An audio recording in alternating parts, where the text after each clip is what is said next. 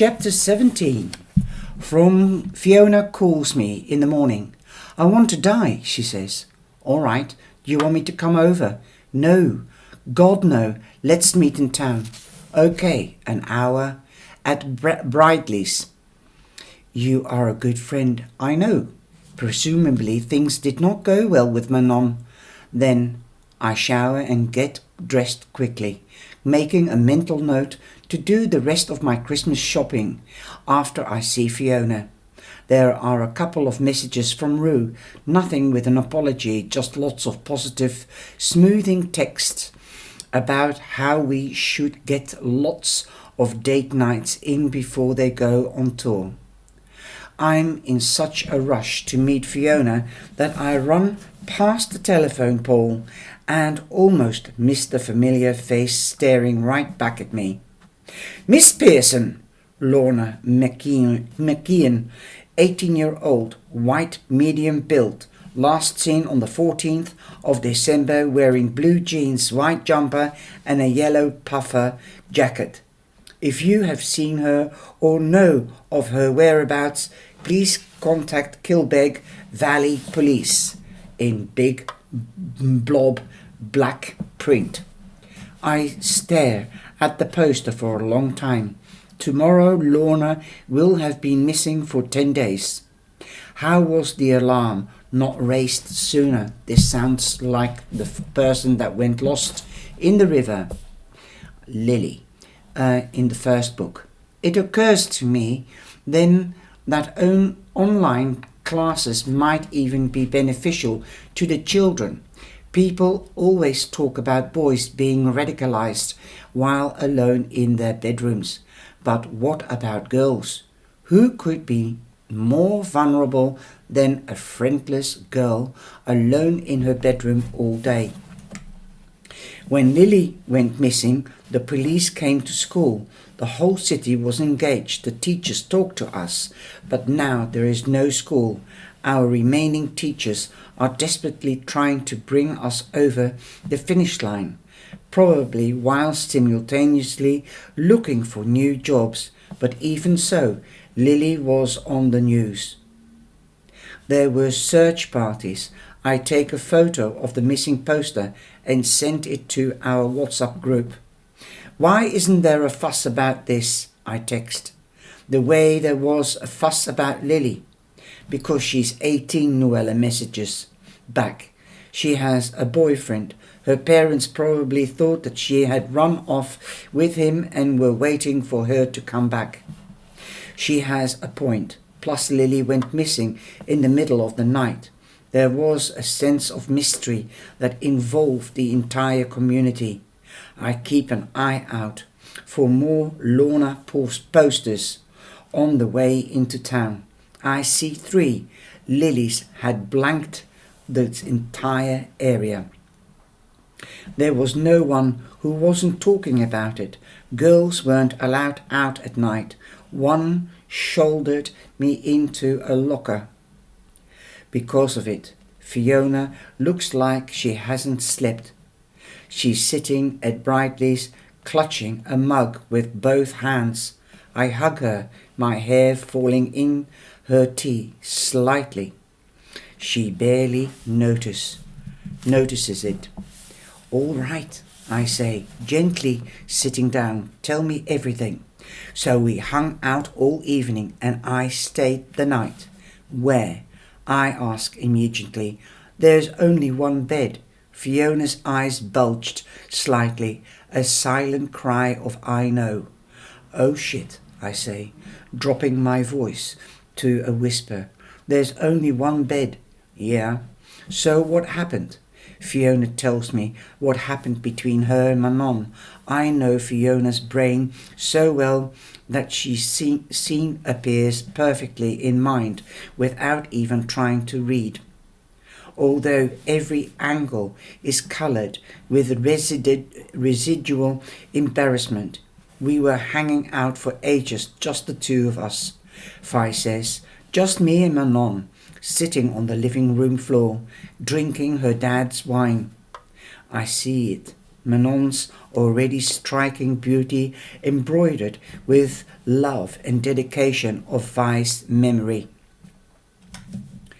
I noticed the things that only Fiona has noticed, the round, rusty freckles on the bridge of Manon's nose, her curls, her pupils that seemed to be constantly expanding and contracting regardless of the light.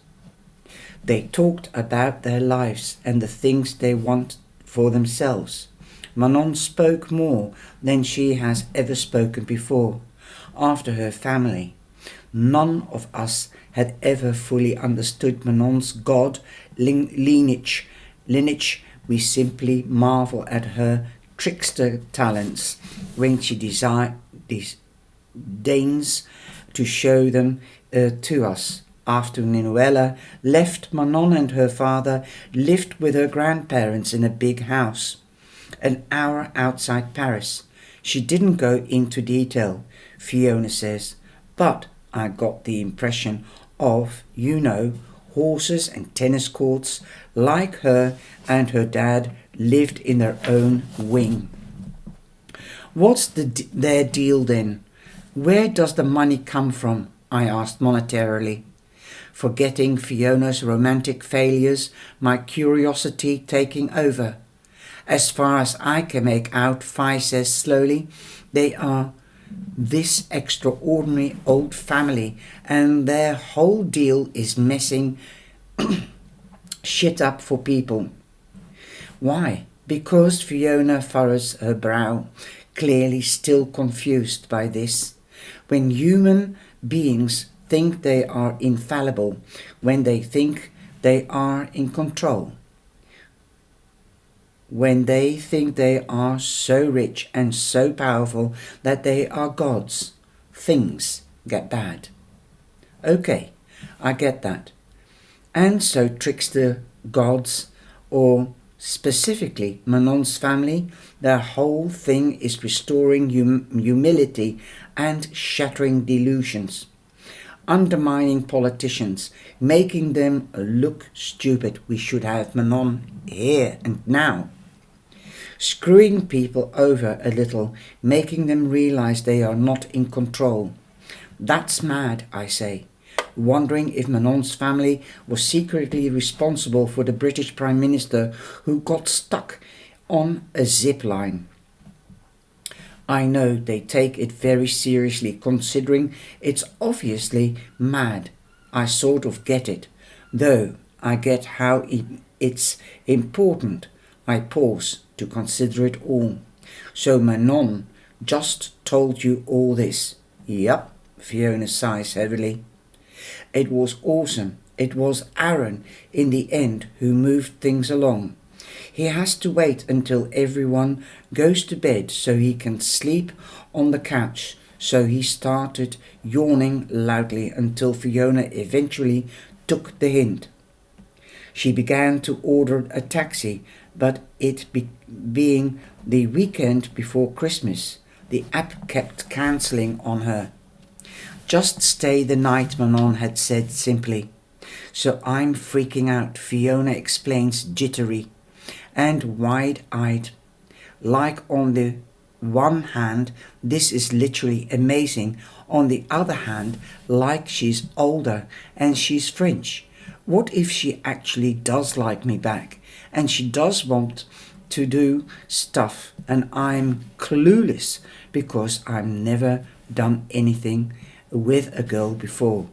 I rub her eyes gently, trying to calm her, hoping for the best, even though I know this evening has already not gone well.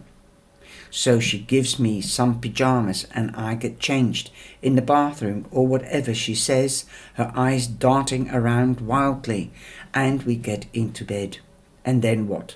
And it's awkward, like how when you and I share a bed, it's just very stupid and funny, and we get all giddy and can't stop laughing. I know it well. We were deadly silent, she says morsely. Like pin drops type stuff. Shit, I know. It was uncomfortable, but I can tell she's uncomfortable too, which is kind of telling in its own way. Like if she thought we are just friends, she wouldn't be uncomfortable with me. I guess not. So we are pretending to be asleep. I can tell neither of us is actually sleeping. I'm dying of how awkward this story is. So then she suddenly says, I can't sleep. And I say, I can't either. And we turn to face each other. Maeve and our faces are so close, and we are just looking. I can literally feel her breath. Total silence.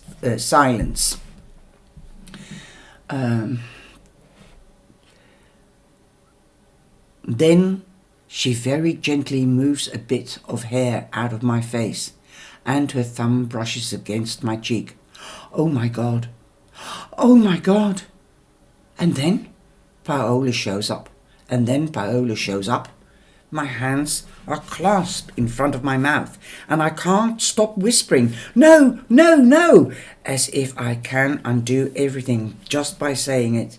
Fiona is shaking her head like she still can't believe it either.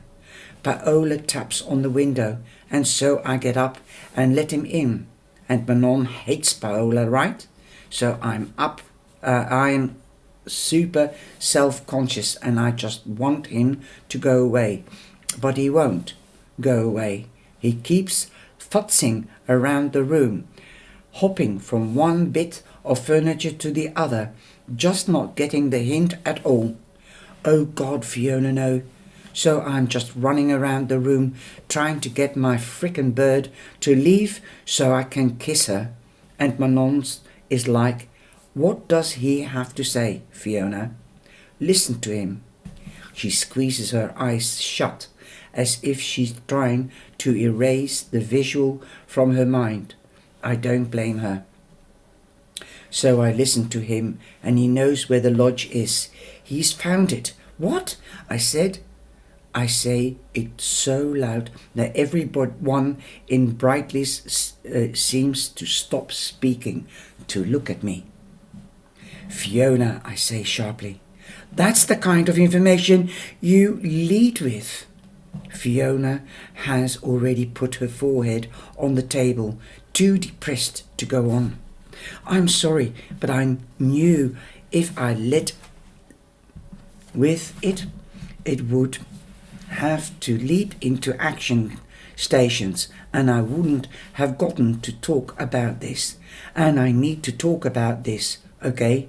I say, trying not to jump all over her. Okay, tell me what happened next. So we decided to wait until morning to tell Nuella about the lodge's location. I can't figure out exactly where it is anyway, but we know we will because he has a completely clear picture now. We go back to bed, but the spell is broken. And it's awkward as hell again.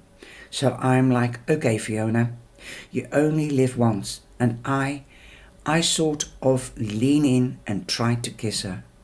I hold my breath, and she didn't kiss me back. Why not? Did she say?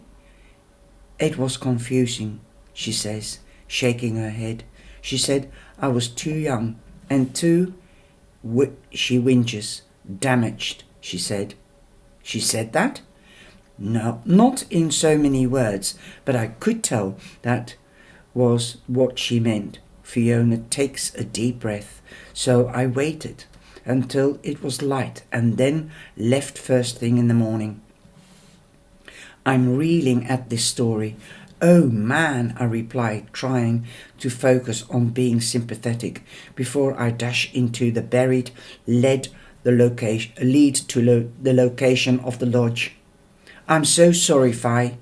It's good in a way, Fiona says, her eyes brimming slightly, because now I can go off and make a TV show and not worry about it. Did I tell you they want to see me again before they go? They want to put an audition on tape. She tries to brighten up at this, but her tone is artificial, spun from nothing. My dreams are coming true, after all. Yeah, I say, nodding ferociously. You'll be doing that for a few months, and you can take some time to forget about the crush. It's not just a crush, Fiona suddenly snaps. Isn't it? She looks nauseous. I don't know if this is what a crush is, then I'm scared of it. I think about her constantly. Everything I do, I'm like, wouldn't it be better if Manon was here? Fiona is making desperate, nervous eye contact with me, as if trying to communicate. Is it okay to be this vulnerable? Like even the show, I keep fantasizing about asking her to come with me, which I know is stupid. I mean, what would she even do in Belfast? They are shooting it in Belfast. Yeah, didn't I say? You did not say. The old panic rises up through me. The thing I have to so diligently squash. That's so far away, I say weakly. You have to fly there. It's only 5 hours in the car. That's so far. Not by American standards, but the Irish standards. I twitch, changing gear. So Paola knows where the lodge is then. She nods slowly. Yeah, I guess this means we have to have another team meeting. I'm afraid so. We send the texts around and decide to meet tonight to discuss Paola's discoveries. Nuella and Manon need to finish the day at Division. Rue is with the band, and we 3 girls need to put in some appearances with our families. Every so often we have to pop in and remind them that we are not dead. Yet Fiona and I trail the streets doing our Christmas shopping, facilitating between profound misery at the Manon situation to manic excitement about TV shows. It's clearly unsettling her. She's so used to being in control of her emotions. I'm starting to think, she says, while we stand in the Marks and Spencer's queue, our arms weighing down with grey knitted wear for our dads, that maybe I never even really liked anyone before this. Do you think you might be? You know, a lesbian or a bi? Or what? Sorry, I know we are supposed to be beyond labels now, blah blah blah. I don't even know. Like, am I bi or gay or pan or whatever? I've always just sort of fancied everybody in a low-level kind of way, but I haven't been attracted to any guy since. Well, that thing happened. They just feel a bit cross to me, like lesser. I hug her arm. The boyfriend she had when she first came to have her tarot read, the one the cards advised her to dump. I only wish I had started reading tarot a few weeks earlier. Sorry, your first big crush isn't going to plan. You know who else has a big crush that isn't going to plan? Who? Aaron. What do you mean? She narrows her eyes at me. Come on now, Maeve. What do you mean, though? I mean, he always seems to find a way to be whatever you are. That's the sensitive thing, I think. She pauses, redistributes her shopping in her arms. The queue moves forward slightly. I mean, no offence. I know you are the more powerful witch, but he's the more powerful sensitive, isn't he? Not in a misogynist way, just like he's been doing this for longer. When we met him, he was controlling rooms full of people. Do you think there is a chance he's manipulating these situations too? I look at her horrified. No, you trust him that much? She asks, as if I could really be that naive. He was asking all the questions about you last night. What? What questions? Weird stuff. Just drilling for information. Asking if you seem different lately. This unnerves me. This theory of his is starting to bother me, particularly because he has nothing to back it up with. I shake my head. Don't pay any attention to him, I say quickly. He doesn't know what he's talking about. Manon says they have been talking a lot in the evenings. Oh yeah? About what? I don't know. Stuff about his power, about it not being as straightforward as he thought. For some reason, I don't tell her about Aaron's insistence that I am different. If we are going to deal with this lodge threat, I don't have time for weird existential questions from the mind of a crazy person. And that was chapter 17. I'll see you in the next.